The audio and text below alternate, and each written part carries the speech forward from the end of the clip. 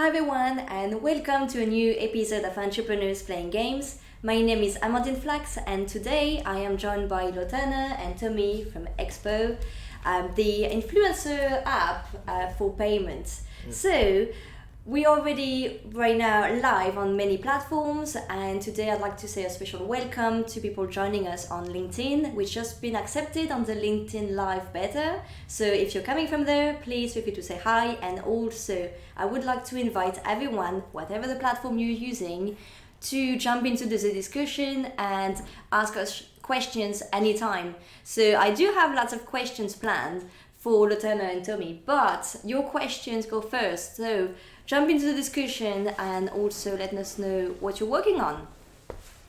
Lotanna, Tomi, are you ready for today? Yes. Yeah. Ready to play some games. Great. So the agenda is really straightforward. We're going first to talk about XPO and then we'll play some video game before jumping into more your own background and story and do a kind of a deep dive into what you've been up to.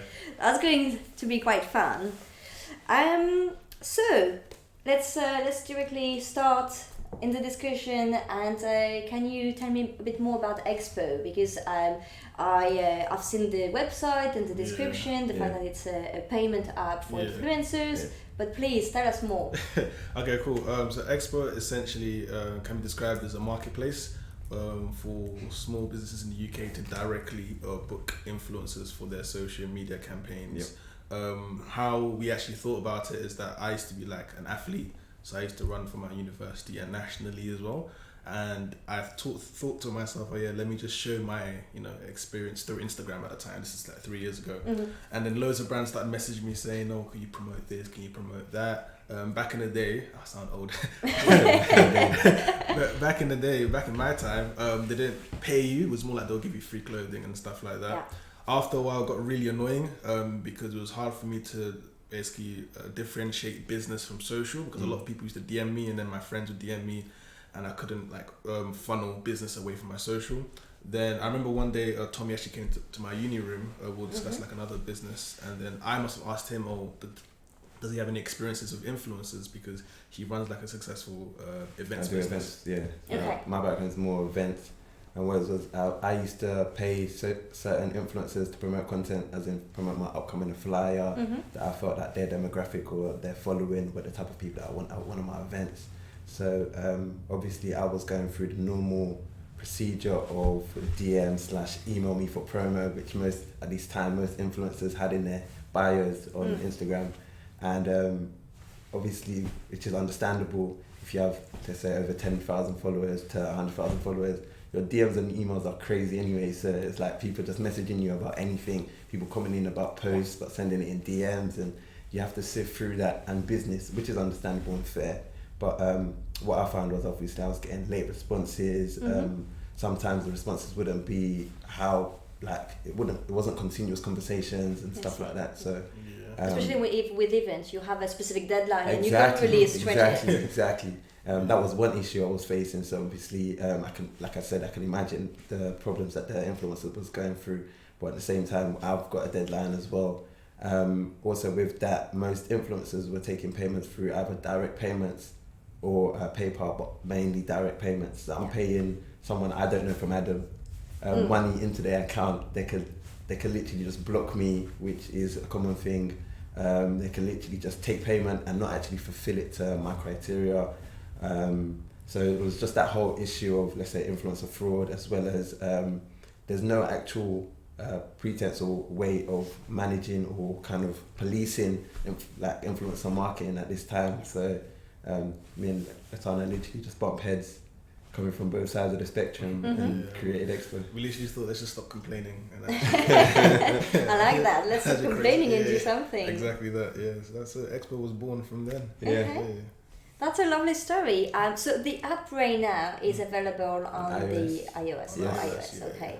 So I haven't tried it because, I'm not an influencer, but also I am an Android user. So I can't really even look at what it looks like. So yeah. can you just let us know a bit more about what it looks like, and also how it works for both ends, for the influencers, but also for the brands or the marketers looking to reach out to influencers? Okay, I'll speak about the influencer side. Yeah.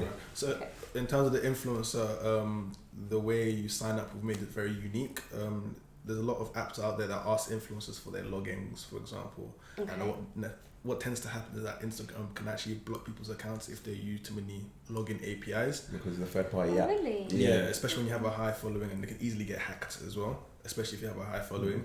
And you don't want to logging into anything that you don't really know. Exactly that. So what we found is a way where influencer puts in their handle, and then we send like a verification message to them via DMs directly. So influencers really love that. What we also found is that influencers that get requests on our platform have a way higher response rate because they know it's business straight away, and they know they don't have to funnel anything. So what would happen is that, let's say, I think you talk about the brand side and now. So what would happen is, as a brand, as a marketer, I'll come on XPO, I'll create an account, come on the platform, and I'm able to see as well as filter through different influencers. So we've got fashion, we've got YouTubers, we've got all types. So when an influencer signs up, they let us know their category and stuff like that. So we're able to differentiate what influencer specifies in what area. And then as a brand, I'll come on, have a look at these different influencers. It kind of works as a platform where you can kind of shop through different influencers, see their prices, see their stats. You can see their metrics such as their following, their engagement ratio, which is very important. For sure, yeah. And especially just so that you can buy followers. Exactly. That's how we intentionally implemented that, because of the fact of fake followers. So with the engagement ratio, you're actually able to see true influencers. And on our app, if you don't have a certain percentage of engagement, you actually can't sign up as an influencer. So you know that these are legit influencers on this platform anyway. With that, so what you'll then do is in their profile, their prices for each service they provide are already set. What we found as well is with most influencers, from my experience when I DM them, they always already have their pricing list. They already know how much they're going to charge for a post or for a story or for both. So we've now made it easier. Instead of you constantly sending out it's normally on a notes file, like a screenshot of notes. Instead of you constantly sending that out, it's now literally just there, apparent on the profile. Underneath that, they have a bio, which they can literally write anything up to, such as the type of ads or campaigns that they accept, or what they specify in. And then under that is the calendar. So you then pick the date and time that you'd like this project to be completed and posted by. So for the influencer, again, it works as it organizes your business almost. Rather to have everything on emails or platforms. Exactly. And so what happens is that obviously after you've made your payment, so let's say I'm the influencer, I receive the request now. I see exactly what type of ad you want, so in terms of a feed post or story post. I then have the option to accept or decline. Once I accept, and only when I accept does the brand's payment method gets charged. So that's at the end of what we kind of list out there is at the end of once I send a request. So I fill out this form sending a request after picking the service that I wanted. At the end of this, you actually make a payment, but it's not technically, you input your details, but you don't make the payment. What happens is, and then you send a request. The influencer would then receive the request and see like a little preview of what they want, the project that they want done, how they want it done, the deadline of the project, and then based on that, the influencer can then accept or decline the request. Obviously, if they accept it, then that's only when you're debited, but you're technically not debited because XPO in a nutshell is an escrow, if you're familiar with that term. So we literally like the minimum, we hold on to the money until the project is actually completed. So that's security for the brand. So they know that until this is fulfilled to the standards, they're not really going to get payment. But on the influencer side, is they know, I've got X amount waiting for me. Like once I've do this, it's done deal. It's locked in. So so that's literally about it. So once obviously like the influencer gets the request, they can accept, and then they can actually message the brand through in-app chat, and then to sort out little details. For example, if I'm going to send you a dress, I want to know your size, I can send you the right one, and any little discrepancies at all. And then once the request, I've posted the content, the brand or myself can mark it as complete. And then we have a call function which then sends the payment to the influencer within 2 to 3 working days. So Okay. Well, that sounds really, really well packaged. Like you have everything, and that's a great explanation of all the features. Just want to say hi and thank you for drawing flies for following us on Twitch. And I have an interesting question from Red Sam Stark, who asked about if you have any Twitch influencers. But I guess it also brings a question. For now, it's dedicated to Instagram. Are you looking at all the platforms later on? Yes, so we want to first of all, most influencing happens on Instagram. Instagram is the greatest powerhouse for influencer marketing. Then it's YouTube. So we want to focus on Instagram, especially because that's what I understand, because I was an influencer on Instagram. So it's something we have knowledge of, that vertical. I think once we have established ourselves, both on app and on web, then we can look into the expanding into other platforms, definitely. Okay.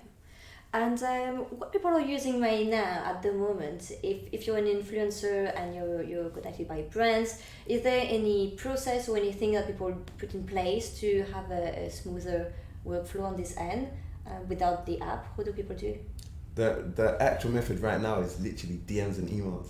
That's the only way you can actually that's the only way you can actually contact an influencer right now, unless they're with an agency and you get in contact with the agency to say that you want to work with a particular influencer that's under their tenure, and then but with that it can be crazy. It could be because now you're talking to a bigger powerhouse, and once you're now involved in a bigger powerhouse, it becomes a thing of they have they're looking at the best interest of their powerhouse, so the fees will be double the price. Communication is not as direct or smooth because it's like you have to talk to me before you can talk to this influencer. So you're talking to business someone. Exactly. And it's just a really quite crappy customer experience, really user experience, because it's okay, cool. If I go through an influencer agency, I actually had this experience recently because we wanted to actually market our app through YouTube influencers because we thought they were the best to actually show how the app worked.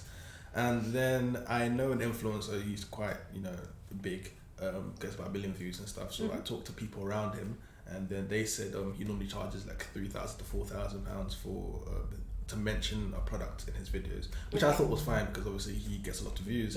Then I sent an email to his agency, and then they quoted me £25,000. Wow! And I was thinking that's not what I heard. But what actually happens is that they take that, they probably take about 20,000 from that, and then they give him the 5,000, and he probably isn't knowledgeable about that. Exactly. Wow! Because influencer marketing is new. It's fairly new. There's no policing. There's no organisation. Everyone's kind of freestyling and just choosing whatever number from the air, really. So. And I guess when you go there as an influencer, you're on your own, and they kind of position themselves saying, "Oh, with us, you're going to become really big." Exactly. That's literally it. Or like Tommy said, it's like you either DM or email them. That was actually our strategy for onboarding influencers at first. And what would happen is that we'll DM them or email them, let's say even both, and they'll end up signing up 2 months or a month later. Because that's when they've seen it. Exactly. That's just crazy. So we talk a bit about fees and prices for the app. What does this work in terms of monetization? Do you take a cut like agencies, or is it a subscription model or something else? At the moment, we just take a cut per transaction. So it's 10% total, but it's 5% on each side. Let's say an influencer charges £100 for a post. The brand will get charged 105, and the influencer will receive 95. Okay, that's really straightforward at least, so that's great. I think we have now a better understanding of what XPO is, and I guess it's time to play some video games. So I'm going to set it up, and yes, thank you to Red Sam Stark for subscribing on YouTube. Thank you very much. So I'm going to launch the game right now, and if you're following me on Twitter or mainly Twitter, you know that I had some issue with the game last night, but it worked. I wanted to play this game. It worked really well, and then of course last night didn't work out with the streaming. So now it's fingers crossed. No, that should be fine. I tried it this morning. Oh, that should be fine. So let me see. Up, going there. Yes, it works. So we don't have the sound, but everyone else does online. Here we are. Going to activate the controller. So it might be hard to guess, but that's Pokemon. That's Pokemon Snap. Wow. I know, it's hard to recognize. Let's see. Just in the feedback here, and now everyone should be able to see it. So it's Pokemon Snap. It's an old game. It's a game that launched on Nintendo 64 in 1999. So quite old, but it's interesting. I always try to find games that are connected to what my guests do, and I was looking for something around photography, taking picture, because influencers are supposedly good at taking picture when they're on Instagram. So the game is about taking picture and the best picture of Pokemons. Okay. Cool. So it's not exactly a multiplayer game. So I think the best way to go is we individually choose an area we want to go, and it's a kind of a safari tour. So we all pick an area, and then we play turn by turn. I think that would be the best, and then we can compare the picture and get a different score and compare the score of the picture. So it's extremely easy to play. Let's continue.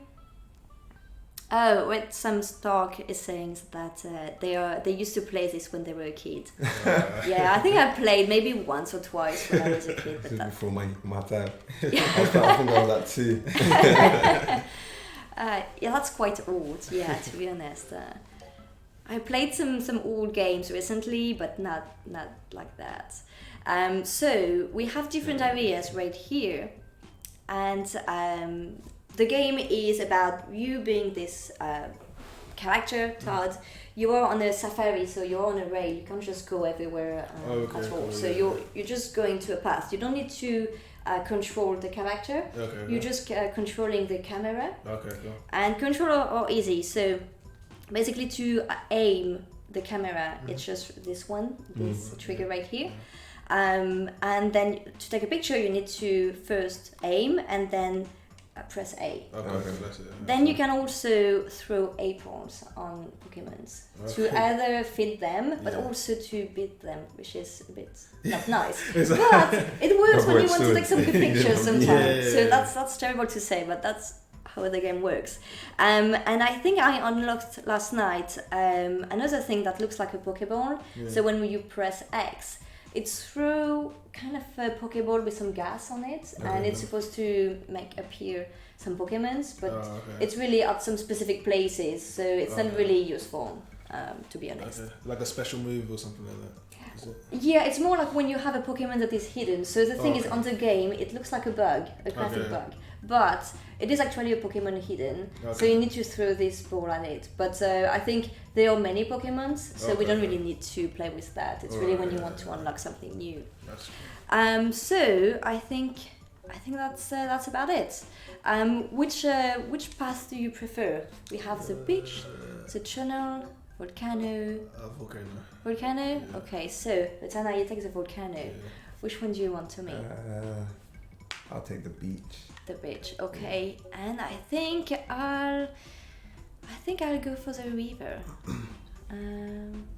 Yeah, I think the river would be nice. Okay, which of you wants to start? I'll start. You start? Okay, great. So here we are, volcano. I give you the controller. When you're ready, you can just press A. Okay. So here to aim, yes. Which one? This. Here to shoot the picture, and that's also the button to throw aprons, but you need to not be aiming to throw aprons. Okay, cool. And then you direct the camera with this one. Yeah, cool. So and I press. That's about it. That's quite, that's limited control, so that's fine. That's fine, I'm ready. Okay, cool. And is there like a point system or something? Yes, at the end. So at the end, I think you can take as many pictures as you want. It's hard. It's not easy. Hold on. Okay, let me just chill. So take as many pictures as you want, and then at the end, we'll pick 3 or something. Yeah. Wait, is that taking it? It is, yes. Oh, it is. Oh, okay, cool. Okay. It's an old game. It's not that obvious or it's not instantaneous. Yeah. That's a wavy picture. It's nice indeed, yes. Okay, cool. Red Sam Stark says, which one of these guys is a secret Pokemon master? Good question. I think Lotanna's a bigger gamer than me. Yeah. So Okay. It's probably me. But to be a Pokemon fan, you don't really need to be a big gamer. Like you can be an old school Pokemon fan with the cards and stuff. Yeah. I used to collect cards when I was a kid, Pokemon cards.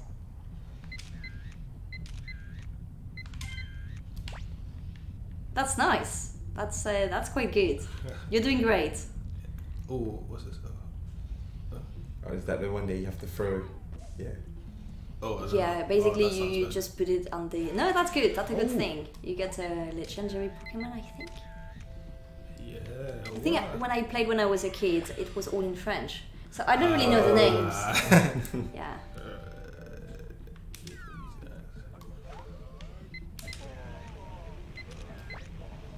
That's really good. I think the volcano is my favorite place for now. I've just played a few hours, but yeah.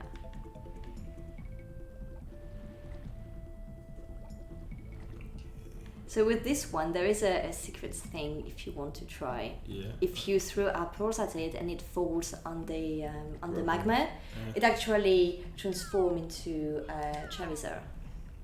But it's quite tricky to do because the Pokemon has to fall. Oh, the in Pokemon lava. has to. Oh. Yeah. So it's kind of tricky. Kind of have to maybe shoot at it. first. But yeah.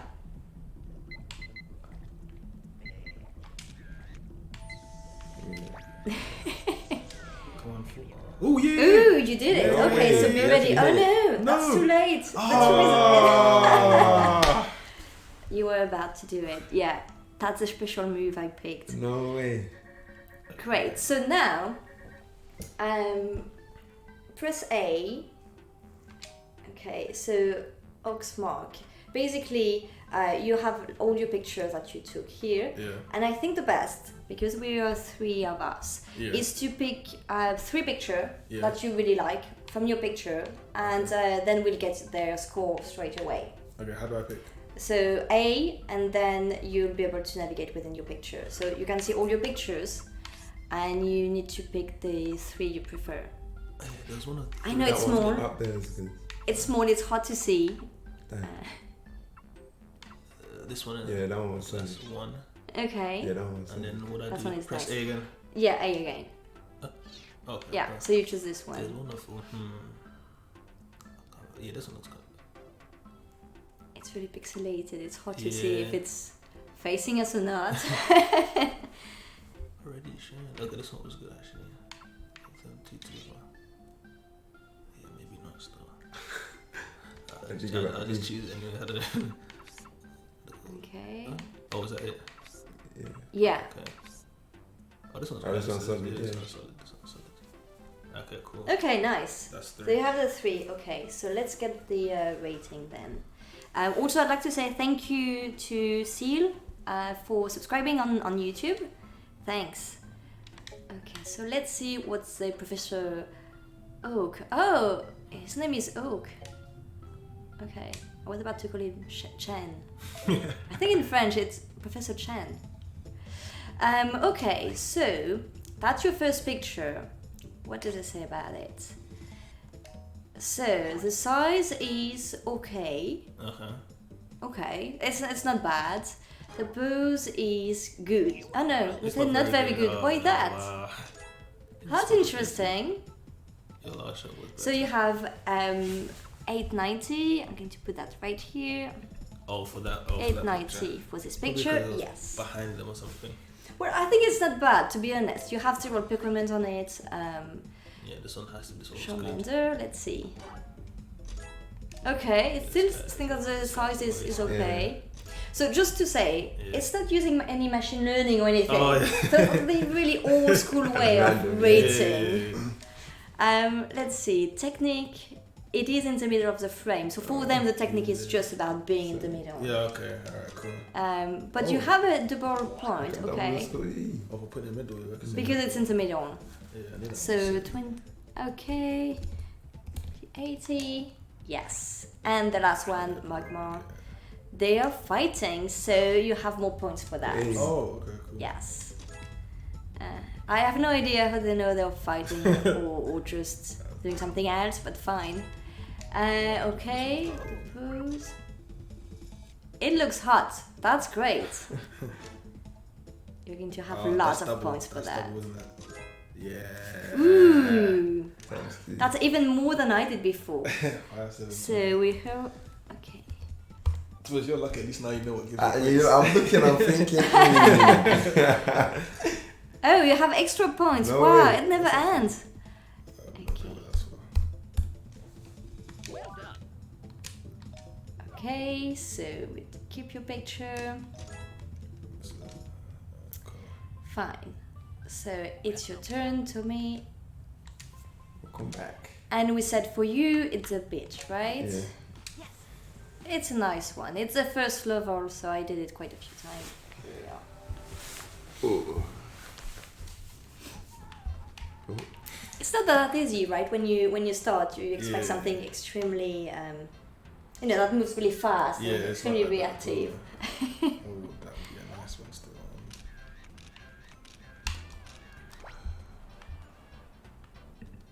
Yeah, bare Pokemon chilling.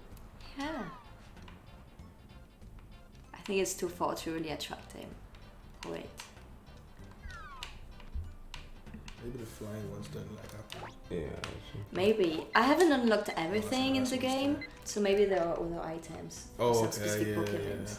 that's true. Same for Pokemons on the water. Sometimes, if they're far away, they can't really come to you. Yeah, so yeah. I guess there are other items. But I Oh, this may guy's not try sleeping. to finish. First at 9. Where is he? Yeah, I know him. No, the third is that he's sleeping. I'll say X again. Oh, yeah, shit. And take it.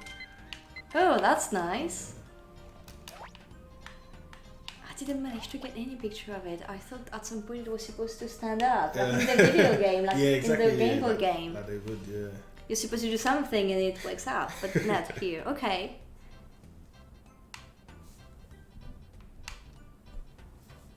Just getting a load of videos. So you're the player. You're the video game gamer.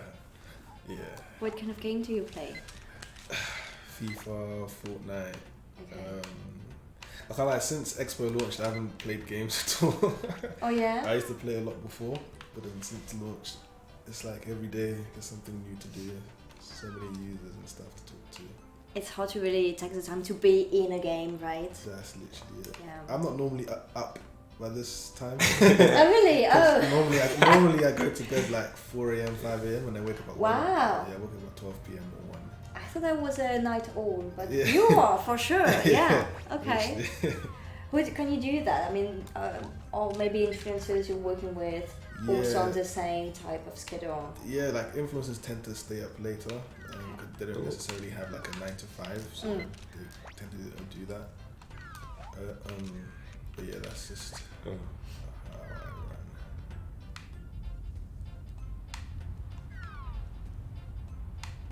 Well, sorry for waking you up that early. But that's for a good cause. You know, that's for playing video games. Of course. Anything for video games. Anything for video games. They tried the big one, didn't it? that one. What's he doing? Yeah. Oh, it's Oh, he's come after you. Nice. That's really nice That's pictures. nice pictures though. I thought that was good yesterday, but actually maybe not. You've met some real gamers. Yeah, I was like, oh wow, this one is better, and I'm improving, and I'm I'm leveling up my skills. No, that's not that good actually. You're doing a way better job. That's it, yeah. Yeah, not the end. Great. Let's see what the scores are saying. So first you need to choose your 3 pictures. You took many. I know, it was rubbish. You took 35, that's good. Okay, I'll let you choose the pictures you want. So just one button, that's the A button all over the place, so that's easy. get one because it's in the The Pokemon. Pikachu thing, Yeah, yeah. Pikachu. When it's in the middle though. Yeah, I'm trying to think which one is. Yeah, and it's not just about the picture you like, but the picture the computer will like. Exactly, Yeah, we'll do that one. Yeah. Yeah. Do I double click it again? You just press A. Yeah. Hi Chris, thanks for joining us today. Chris asked about the your app, so I'm going to put a link on the chat. As we mentioned, XPO is an application for influencers and brands to bring them together, and it's basically a payment app or PayPal for influencers. Exactly. That's that, right? Yeah. Great. We'll talk a bit more about it in a few minutes, but I'm going to send you the link This one. to the website, so you're gonna have a look already. Here we are. Okay, so you got your Fingers three pictures? Yeah. Great. So let's see what the professor says. Okay, so you have a Pikachu. Size is a bit small, but they actually like the pose really. They really like the pose. Good. So 1390, great. That's me what I got for my first one. Yeah. Well, you can't just have fantastic pictures all the time, right? So this one, it's a new one. I didn't manage to get it yet. Oh, it was 590. Yes, and this one is really nice because it's actually doing something at this moment because you annoyed it. So, okay, technique. That's double points. Nice. So 32, 20. Where have I got those extra points from? Nice. Okay. So I guess that's my turn. I think we've unlocked some things thanks to you because you found another Pokemon. But I'm not going to try the new one. So I'm going to try the river. And we'll see.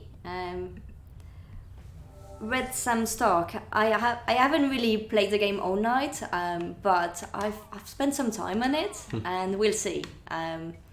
I'm actually better on the one on the volcano, but we'll see with the river. And that's fine. I'm not supposed to be the best one.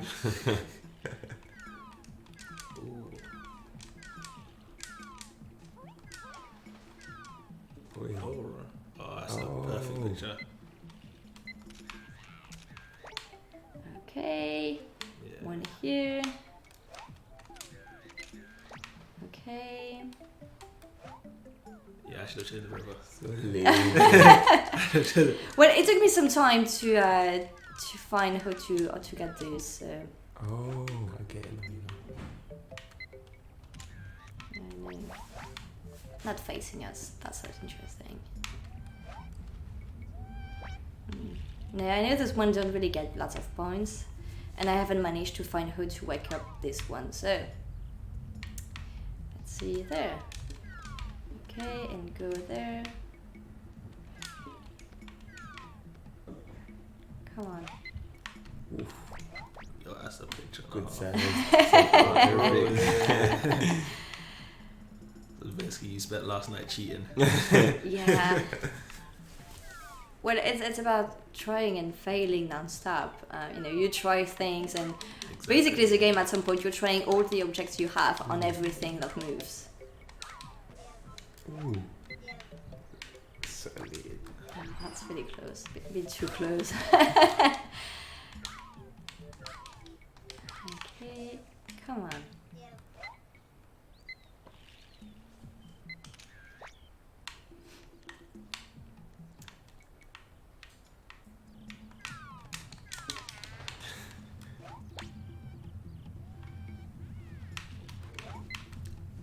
This won't be wavy if you get. I never managed to get this one well, because it's turning a man.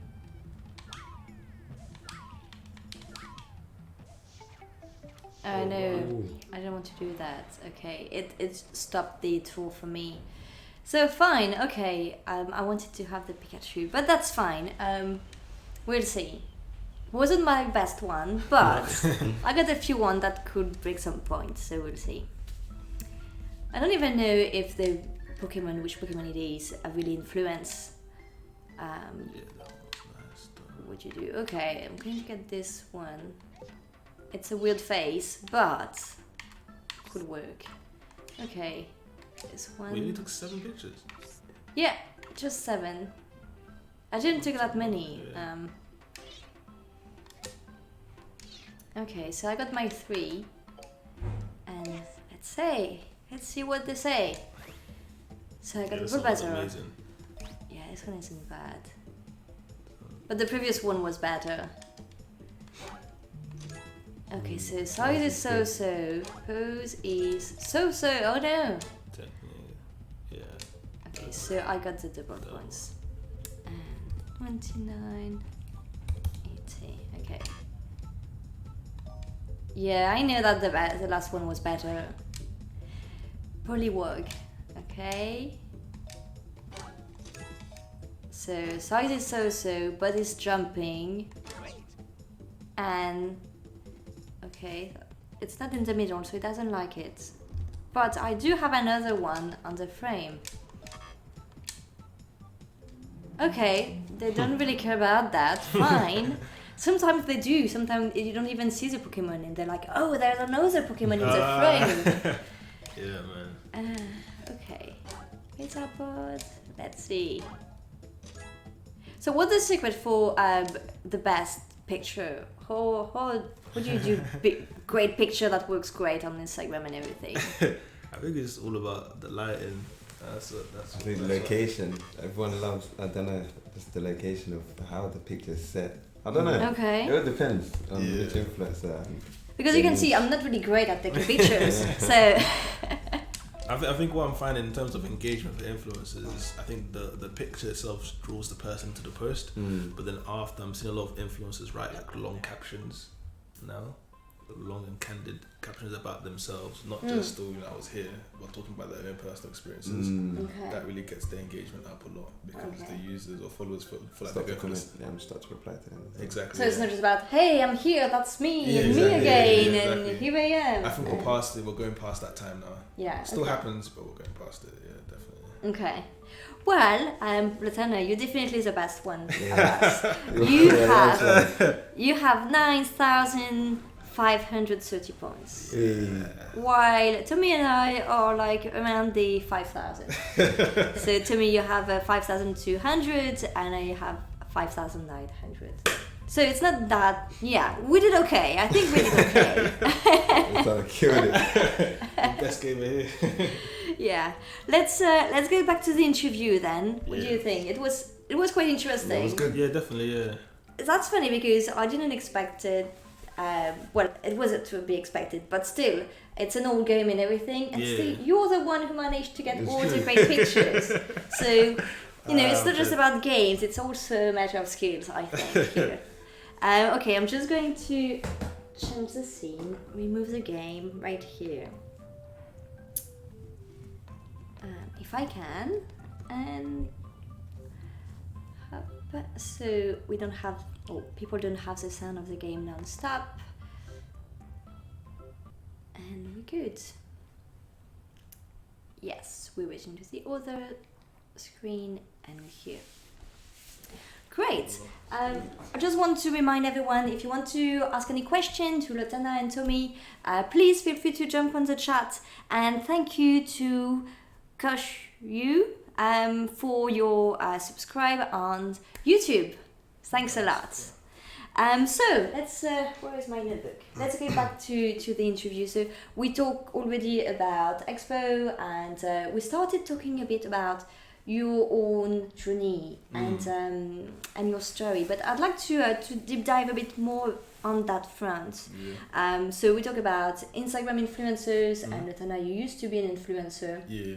So for you, what was the point where you realized that actually you were growing a lot and you might need to either have some tool well, you ended up created your own, but use something more to manage all those people coming to you for other opportunities or just to go to the next step? Yeah, I think influencers back then, influencers now are completely different. So I fell into it. So my aspiration wasn't I want to be an influencer. I just wanted to share my journey as a student athlete, and that was about it. So at the time, my main goal wasn't to build my following or anything like that. It was just something somewhere I can express my emotions. Then my followers know more about me. Then what just happened is my DMs started getting too full, and it was very hard to organize things. So an example, a brand can message me saying they want me to promote like a new tracksuit that they have.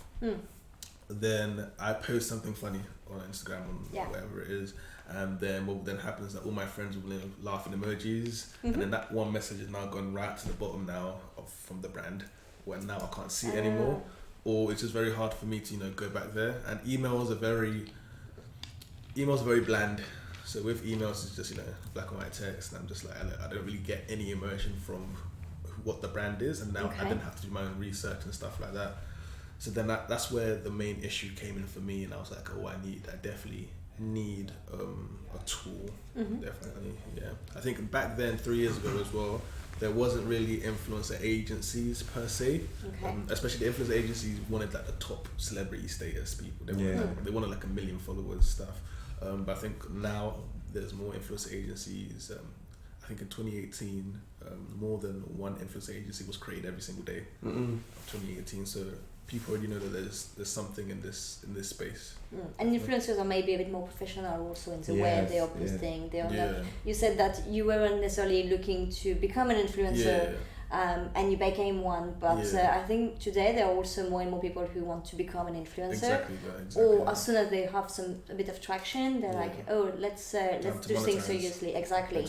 So very early on, I feel. Yeah, definitely. What is the metric to say someone is an influencer? Is it about followers? But we mentioned that we can buy followers, so it's not really the best thing. Who do you really qualify an influencer? So at the moment, the metric we use is you have to have a following of over 10,000 followers. Okay. And with that, you also have to have an engagement ratio of above 3%. So what we realized is to have the combination of the two is actually quite difficult. So those that buy followers, they might have a lot of followers, but because it's fake, the engagement is very, very low. So that seemed to work so far, and it's been spot on. So that's what we're using at the moment. Okay. And also, do you have kind of categories of influencers? Because I guess depending of the engagement and the size of the community, you may be 10K, but you have a small community but very tight and very active, but then some brands also want to work with smaller influencers. I feel they don't necessarily want to go for the big one. I feel like most brands nowadays are opting for that. For example, when a brand has a certain budget, I feel like the reach is better when they kind of spread it thinly amongst influencers that have almost built a community. So if the engagement is quite high and even their followers is around 10 to 20K, they've got like 13% engagement, they know that me posting or using this influencer, my reach and your ROI will be much better and bigger due to the fact of they're actually engaging, so they believe what this influencer is selling or promoting. Yeah, definitely, because especially if we look at the numbers, right, it's like, okay, if I'm a brand and I have, let's say, 100K to spend on influencer marketing, would I rather spend it on one person, let's say, or spend it on 100 or 1,000 influencers, which I'm paying £100 each on? And the thing is that as you scale as an influencer, your communication with your audience gets worse. The same with the business. I mean, it's just the simple economics. That's how things are. So it's when people become bigger, they don't have a niche anymore, really. Kim Kardashian, what's her niche, really? Her engagement ratio is even appalling. Yeah, it's very poor. It's very extremely low. Really? People just follow her just to follow. Okay. They don't necessarily get influence. Only like super fans would, or something like that. That's interesting. Do you feel that when you become bigger, also the issue it's really hard to keep in touch with your audience, because when you have a small community, you can actually reply to everyone, but when it gets bigger, you can't really reach out to people, and then I feel that some people might just stop caring about reacting to what you post. They like you, so they keep watching, but they're not really interact too much because they're not going to get any reply anyway. That's exactly it. Like if we what I have looked at personally is videos and pictures on Instagram, right? So on videos you see the amount of views. If you see someone that's really really big like Kim Kardashian, when she posts a video, the disparity between the views and the average like she gets is normally a lot, because like what you've said, people don't want to react anymore to what you're doing because you're not going to respond anyways. But then when it comes to smaller influencers, there's not much disparity between their views and the amount of likes that they get. So I think that definitely proves it. And also, like I said, it's just economics. Like the bigger business gets, the less communication there is within the business. So that's the same thing with anything, really. That definitely makes sense. Okay. We also talk a bit about the problems for the other side, for the brands. Is there anything else apart from the time duration that is a barrier? Do you feel, especially Tomi, do you feel that there is kind of a change in the mentality of brands and marketers in the way they are and looking to engage with influencers? Yeah, I'd say a lot of brands are beginning to see the importance of influencer marketing and the reach. I feel like the reach is growing at a serious level where most brands now would rather invest in an influencer to promote their content just because they know the reach is there. They know, especially if you're selling a direct product, the ROI is much better if, you know, the influencer attaches the link to the actual product you're selling, or like there's something directly that they can actually check to see, okay, this influencer, hence why we're seeing a lot of influencers now have their own discount codes to certain products, because it's like I can now follow that transaction and see, okay, this is how much it's pulling, this influencer is pulling in, as opposed to the brand actually trying to sell it by themselves. Me using someone that people find reputable, or I can kind of take a word for it, they're more likely to have an influence, hence. I think personally there is also a problem with influence marketing, right? And I think this is something that's not necessarily talked about a lot. And what I always see is that Instagram influencers get a lot of bad press, right? But then YouTube influencers don't. They don't even call themselves influencers. They call themselves content creators, right? Creators, yeah, that's correct. That's the two differences, even though they're exactly the same thing. But I think what happens there is because YouTube influencers actually give honest reviews on products. You know, they'll be like, oh, this shoe is comfortable, but I don't like the colors that they have and stuff like that. It's very honest, right? And it's a video, so you can go into detail.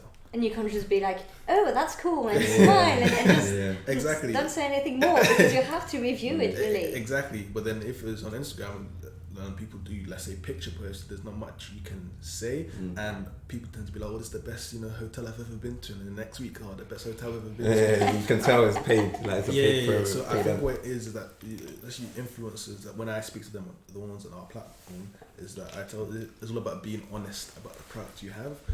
We definitely tell our brands not to tell influencers exactly what to say when they're making a post, because the influencer knows their audience. You could actually get more people buying your product by the influencer being honest and being like, oh, I like this about it, but I don't like this about it.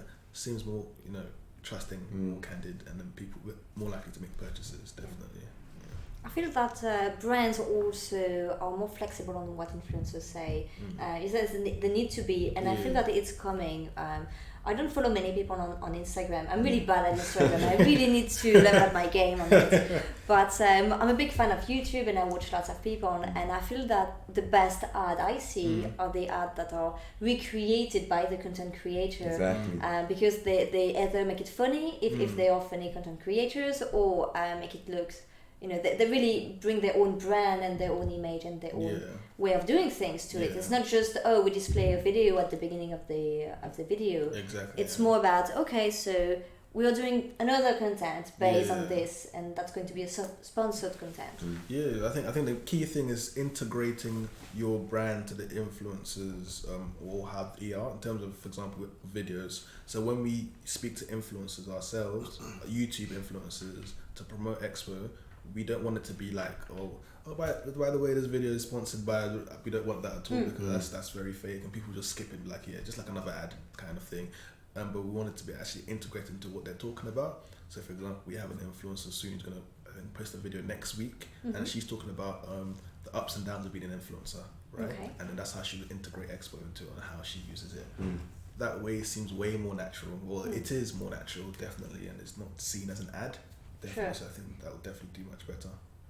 I think it definitely fits really well into the content. I'm wondering for this kind of situation in terms of regulation, because I remember a few months ago there were lots of noise about the fact that some content creators were displaying ads without saying it is paid content. Yeah. So in this kind of situation, do you feel that this falls under this regulation where you have to say, by the way, I have been paid to mention the app, or do you feel that it's not really, because if this influencer is using it anyway, they're just mentioning it, so it's not, well, whether they're paid or not, it's a tool. I feel like they're it using. depends on the brand.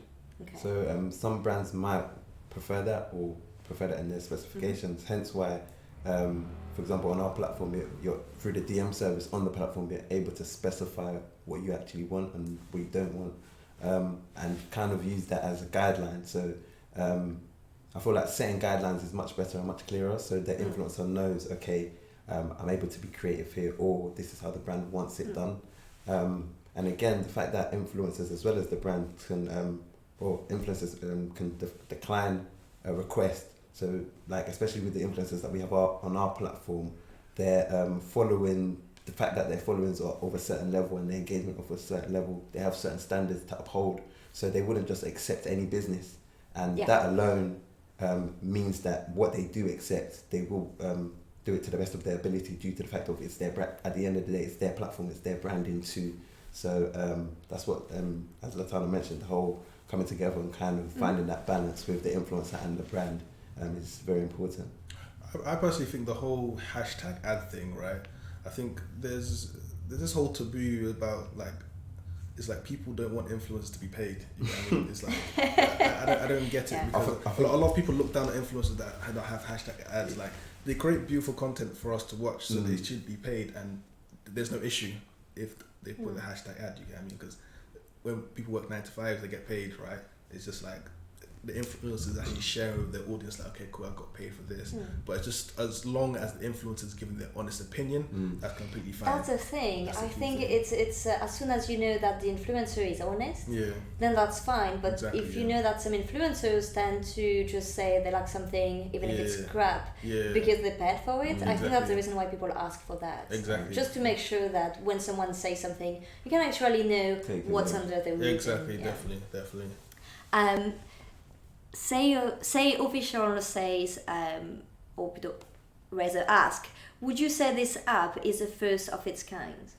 Yeah, I would say. Yeah? I would say in the UK, definitely that's our market at the moment. Okay.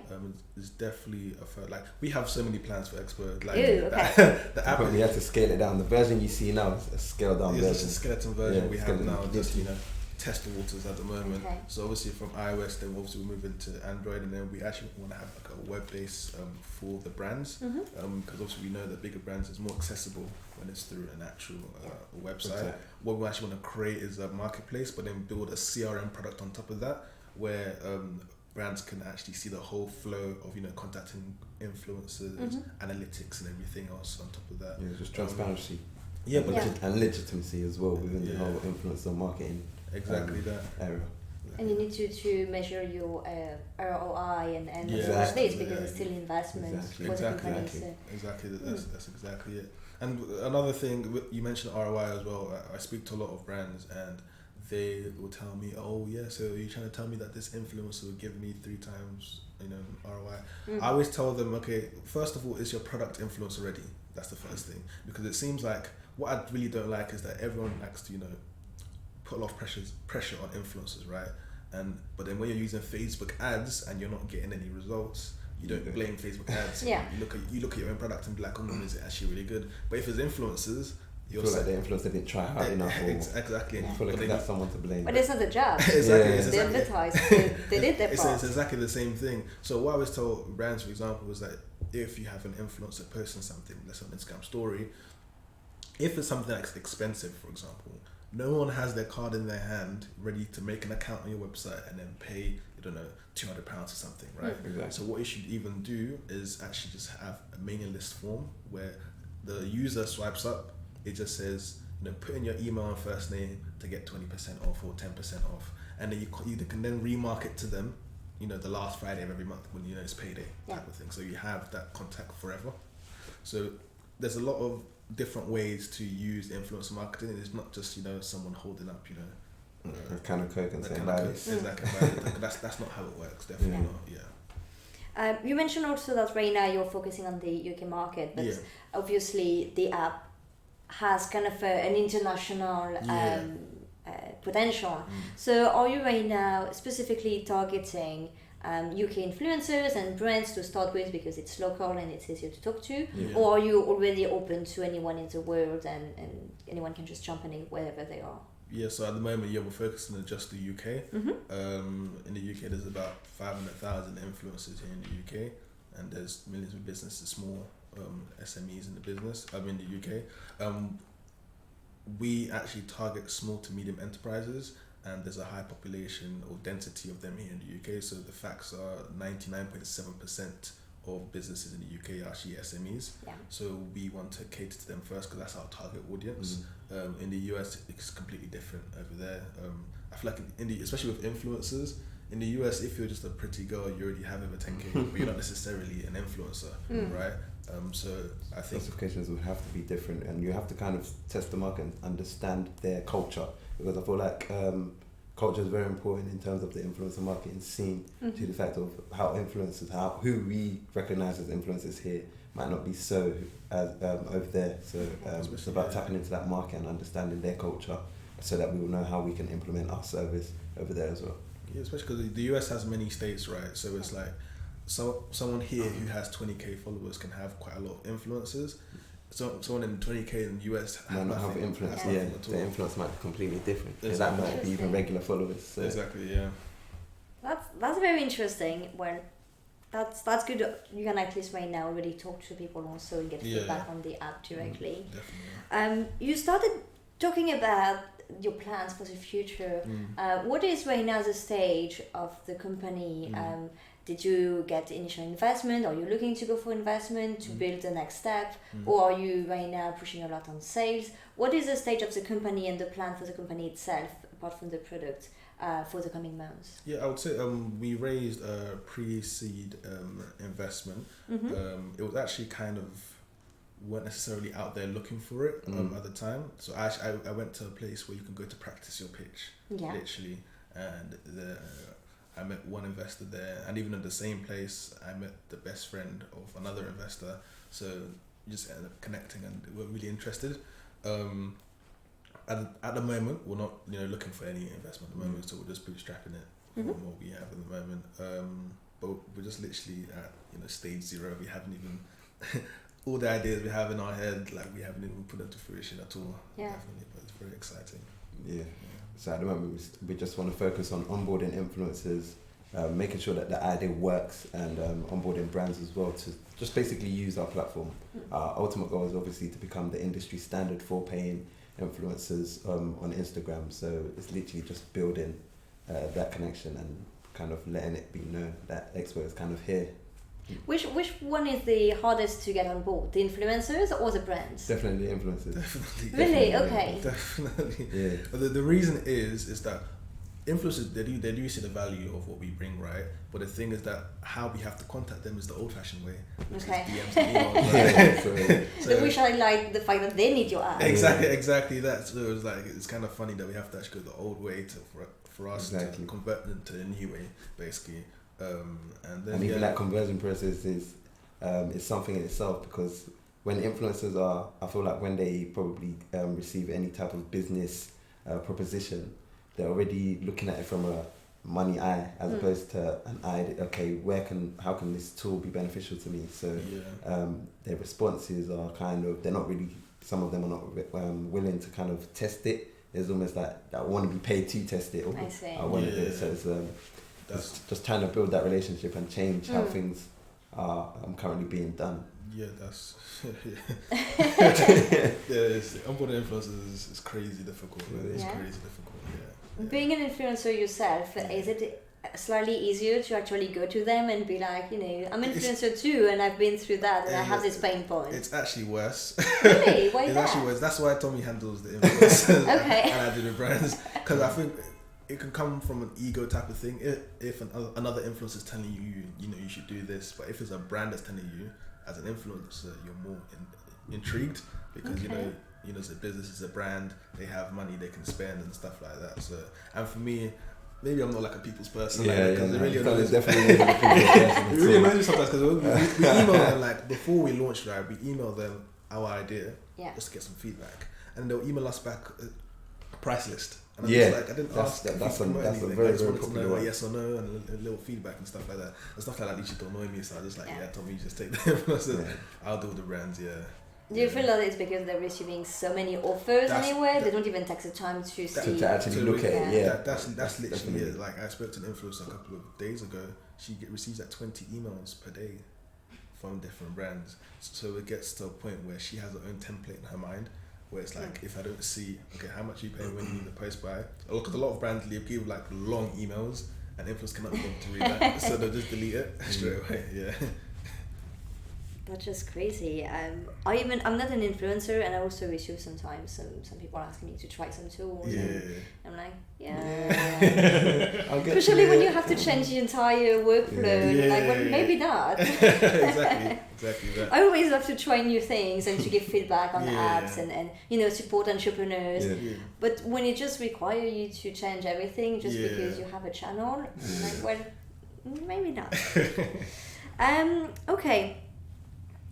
We have a question from Chris, who asked about challenges. What have been your main challenges so far building this company? I think, what would you say what our greatest challenges was? Probably I'll say two things: onboarding influencers, and another big challenge was the fact that me and Lotanna actually don't have any technical background from the app scene, so we're not tech guys at all. We're literally just two guys with an idea, and we took that to the world. So all the ins and outs of understanding the app scene and the cost of things, and running a startup kind of and building it to where it is, I feel like that was probably our greatest challenge in itself. That definitely reminds me, because we had outsourced developer at first. Okay, I wanted to know about this story. I've kind of had a look at that. And like, ooh. Never doing that again. Okay. But we outsourced it. Obviously, we had no coding background at all, but we knew what we wanted in our minds. Just wrote it down. I think I haven't tweeted that I need an app developer basically, and someone DM me, or loads of people DM me, and I liked this person's take on it, because he was like, "Oh, I like your product, but I think improve in this way." And for me, I love when people can give feedback. I'm a feedback driven person. So took him on board, paid him for his job and everything. And then we were meant to have a launch like in April this year, something like that. And then like a couple of days before the launch, he just disappeared out of nowhere and like just left us hanging dry. And then he tried to come back 12 days later, acting like nothing had ever happened. So really? I had to fire him for that. And then it was a big learning curve, because I think that's a blessing in disguise. Because from that I knew, okay, cool. For me as the founder of this company, it's like I need to be able to know whatever's happening. So in terms of, then I went on Udemy, taught myself from coding Swift, how to probably the bare basics. So at least I know what's happening, and I know how the back end of stuff actually works. So that when we get a dev, we know what to ask, we know what we're looking for, and we can actually communicate properly. Exactly. Luckily, it was a godsend actually. One of my primary school friends, Krishon, he messaged me. No, I messaged him saying there's need for developers. He said he knew one guy called Frank. After I was like, okay, cool. Any more definition? After he was just like, oh yeah, but it's spelled with a CK. I was thinking, okay. Then I just went on LinkedIn, put in Frank with CK, so someone that's a dev. I messaged him after I saw that he actually messaged me previously, because we released like a private beta version in 2018, and he was basically telling us it was crap. And I like that. I was like, oh, someone's actually being honest, right? Sure. And then within like 2 weeks, we onboarded him to our team, and he's one of the founders of the company now. Nice. So he's done an amazing job, to be honest. Like building it from scratch. Yeah. Because we were gonna merge his code with the other developers' code. But yeah, it didn't go. It didn't go to that. Yeah. Sometimes it takes you to start Start again. Exactly. Yeah, so we literally started again. Very, very late in our journey, but very costly after many costly mistakes. Exactly. But we got there in the end. But such a thing can actually kill a startup at such an early Definitely. stage, especially when you're ready to launch and Exactly. just nothing. Exactly. I think you just need to have that drive and have that vision for your company, and not necessarily even as a company, but the problem we wanted to solve. Yeah. Because we can see there was an issue there, but no one was willing to solve it using tech. Because influence agencies, they charge a lot, right? But it's rightly so, because they have so much labor. That's the big issue. And obviously, wages are the biggest cost of business, right? So they'll have a brand manager, an outreach manager, design manager, and that's like what 20k, well 30k. That's nearly like 100k already. I've mentioned of salaries and wages. But if you can have a software where you can actually automate this, then that would be perfect. That's literally Sure. And then you also need to make some changes. I mean, you're still early stage. It's still early days, so you need to build on it. And I guess having someone in house make things way easier. You can build a new feature, try new things on your own. Yeah, what we've actually found with the agencies as well is that we're actually in talks with a couple of agencies in terms of partnering up. Because at first you would think that they are competitors. But what we found is that, let's say an agency like the Go agency, for example, they charge £40,000 minimum for a campaign, right? So they miss out on a lot of business here in the UK because a lot of businesses can't afford that. So they just tend to go away. So what we can offer is, for example, the agency refers the influencers to us, and then we have like a profit share deal, basically, where no matter wherever the influencer earns and the profits from that made from that transaction, we can share it with them. Basically, so it was a new revenue stream for them completely. So that's quite cool. That's interesting. So you're turning potential partner into even more partner on another end. That's quite interesting. I think you managed to do it right, because even though you had this kind of issues, you managed to launch the product, and you did really well. You did a great product hunt launch also, and that's how I actually spotted you through product hunt. And I really love the fact that you explained the story, and I have to ask, what is this about you not cutting your hair until the product is out? Literally, literally what it was, right? It was like, what was it like? Every month we'll be like, we're gonna launch in July. We're gonna launch. Yeah, it was literally, we kept on moving the deadline, and it was very, because little things kept happening where it stopped us. Like we weren't even gonna launch September 4th because we're waiting for the Facebook API or Instagram API, which was deprecated, the first one, and it was just like a whole mess. But then I was just like, you know what? I'm not even gonna get a haircut till I literally stayed at home, literally on my computer for the whole couple of months, not even doing anything. And it's like when it finally launched, I could actually finally see daylight. But it was motivation for me. Yeah, if everyone in London was doing that, you would see so many people with very long hair everywhere, because everyone is pushing back always. You always have something happening. It's because I think most companies are looking for perfection, right?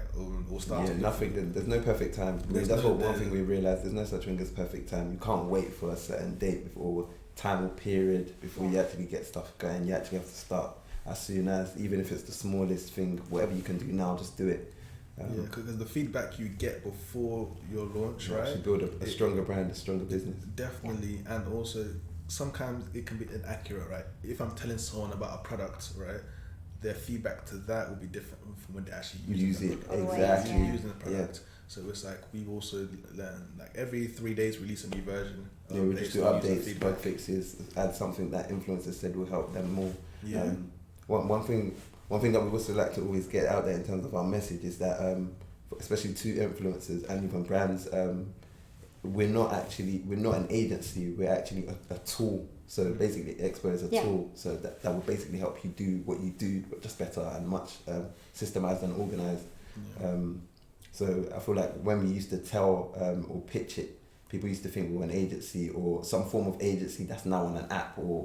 But when they actually start to use XPO, they realize, oh, this is normally what we'll be doing, but just in a better way. So,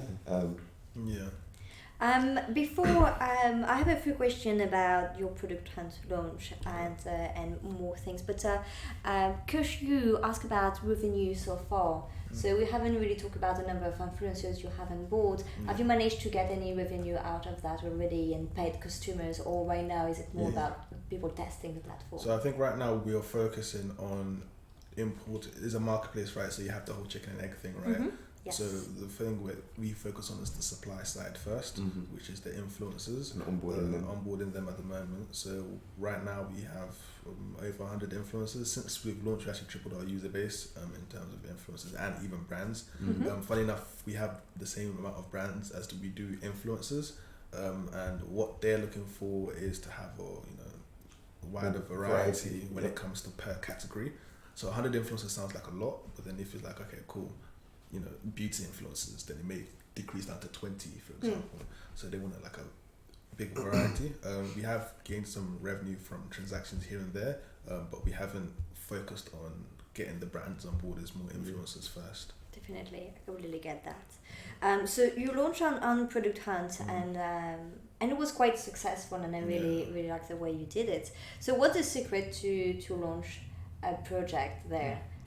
Because I think it's the objective of many creators, either makers creating just a small thing on their own, but also startups. How did you do it? How do you prepare for that?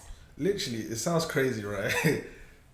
Probably it was like the weekend before our launch. I then thought to myself, let's launch a product hunt, right? Yeah. And then I found a video on YouTube, like a 40-minute video talking about how to launch a product hunt, basically, right? So I've been an avid user of product hunt because I like to use little tools for Instagram in terms of posting and making nice videos and stuff. So I already heard of them from there. And it's just about concisely telling your story. I think that first comment you put so that people can actually see is actually the most converting one when people actually obviously upload and stuff like that.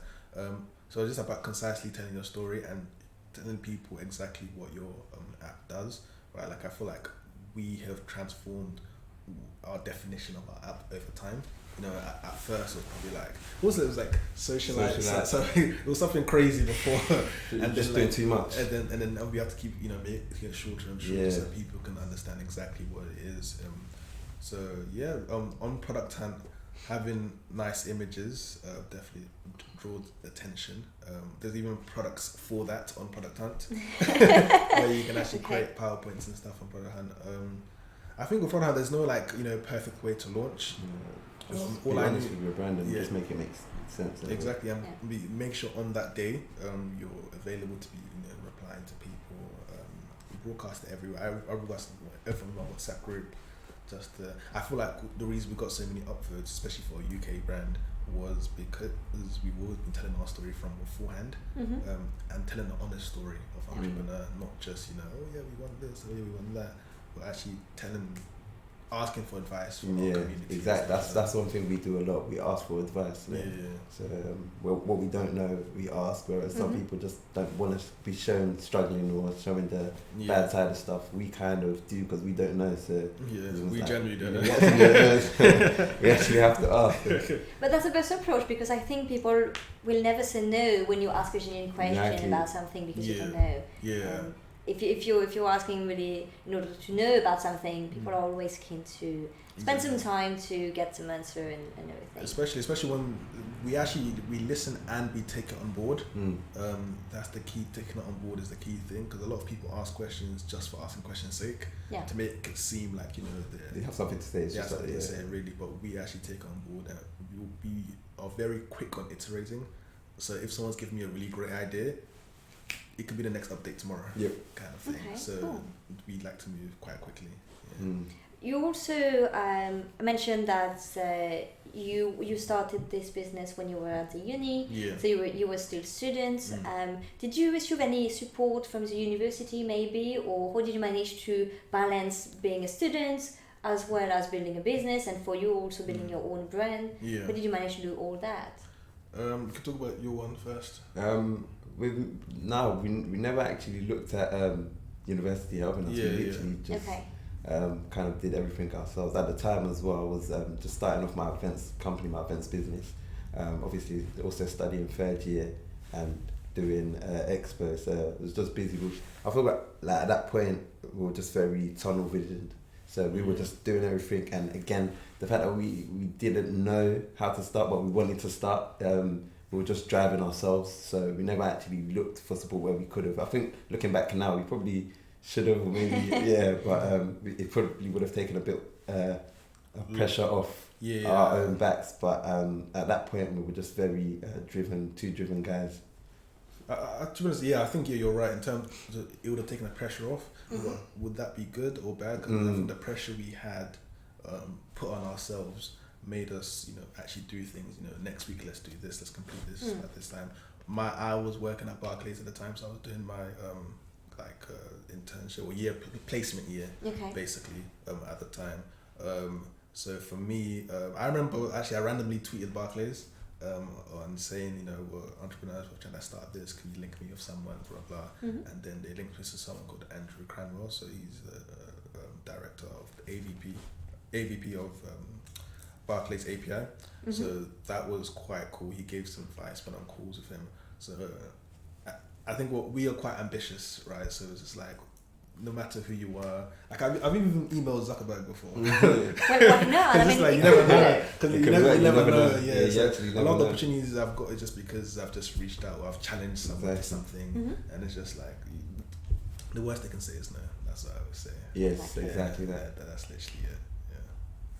Yeah. Okay, and also, did you finish university or did you start your own thing, or maybe you were already at the end, but did you manage to go through, or did you just drop out to start the adventure?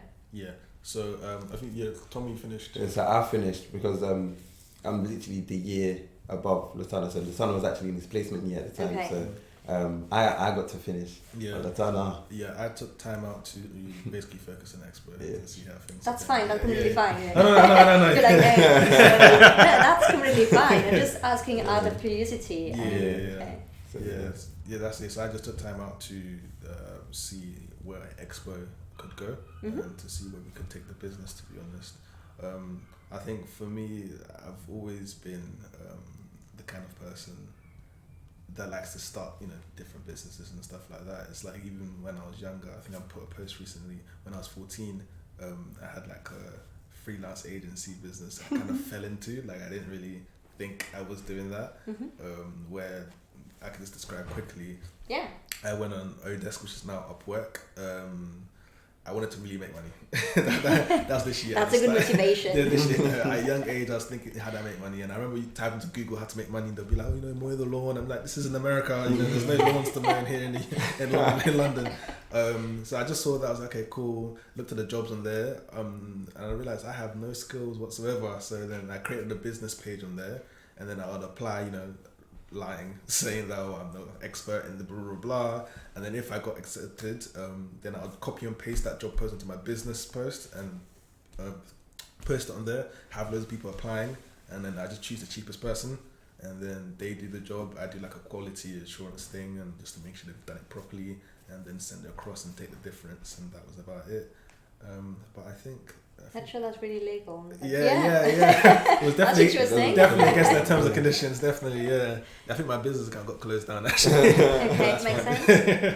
But it was a good learning curve, definitely, in terms of learning how to manage people and stuff like that. Since you both had businesses on the side while being a student, is it something you would recommend to students to start their own business on the side, or? I see, maybe not. I don't, for your mental state, I don't think so. Okay. But it depends on how strong you are in terms of your mental state and how driven you are, or in terms of what you're doing, what you believe you're doing. If you 100% believe in what you're doing, 100% go for it and just take that risk. But you also have to remember what you're doing it for at the end of the day. Some people are just going fast nowhere, if that makes sense. So just literally sit down, make sure that the business plan makes sense. A lot of people don't really have a business plan but business idea. There's actually a very big difference.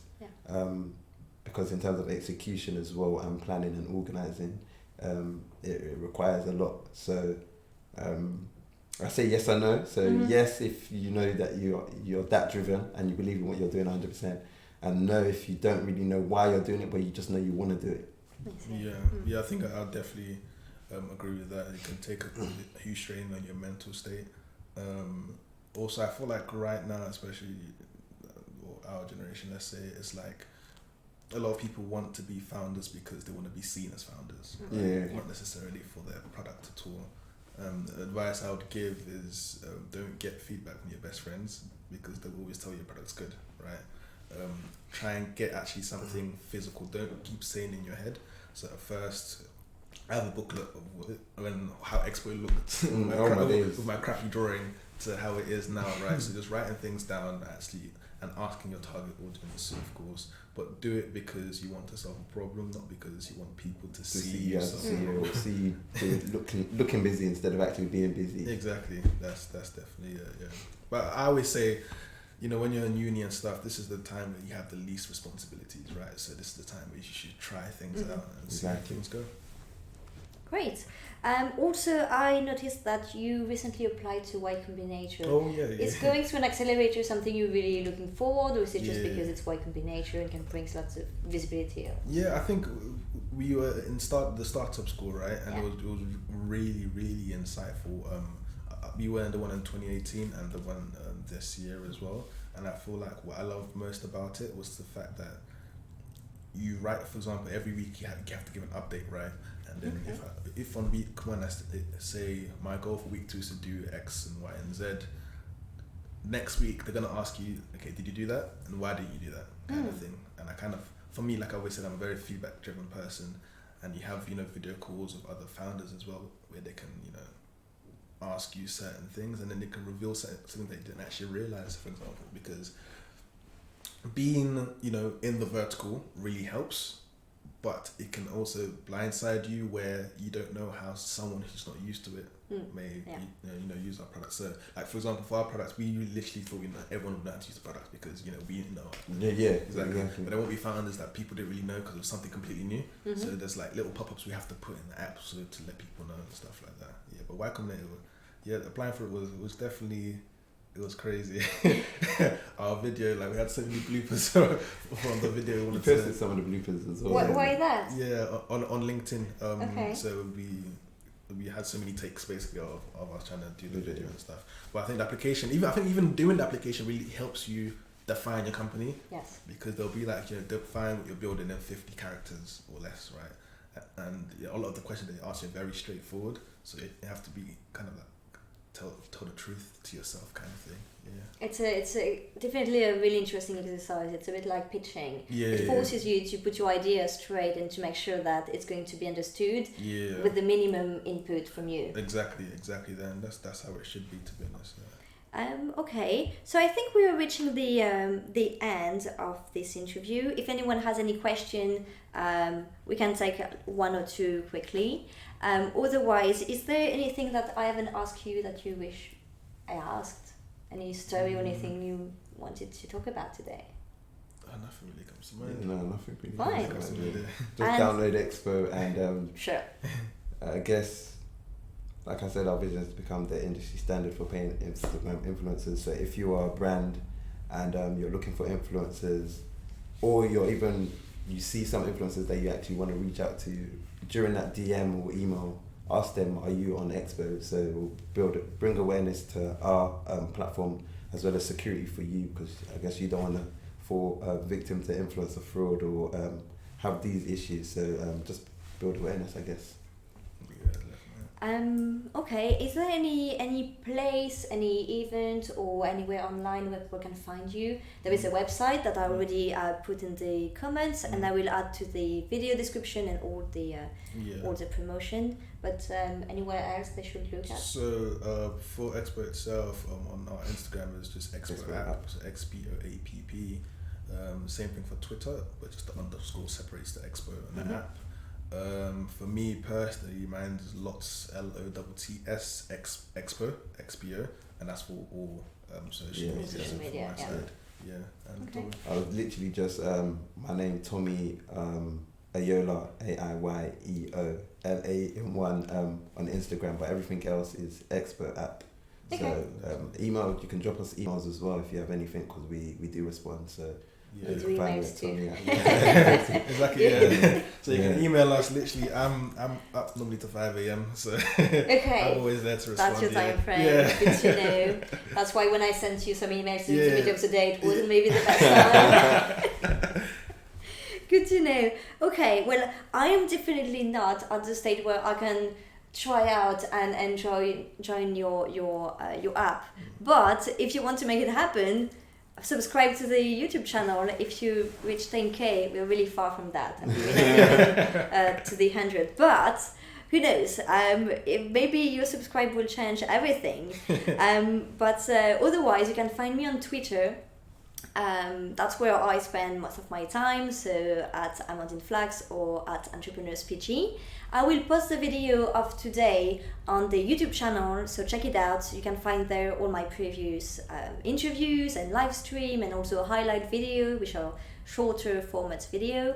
And also I recently launched a podcast version, so in the coming days you will be able to find both the video and the podcast edition, and everything is just wrapped up in my website because there are so many links now that I have to put everything on the webpage. I would like to thank you, both of you, but also everyone, for joining us today. It was very interesting, very fun. I loved your story, and I really can't wait for the next step and to hear more about you guys on the news and everywhere, because I think that's really cool what you're doing. Thank you very much. Thank you for having us. Thank you everyone for joining us. Enjoy the weekend, and I should be back in 2 weeks. I haven't yet confirmed my next guest, so I don't know yet, but check out the social media to know more about the future stream. And have a great weekend ahead. Thank you. See ya.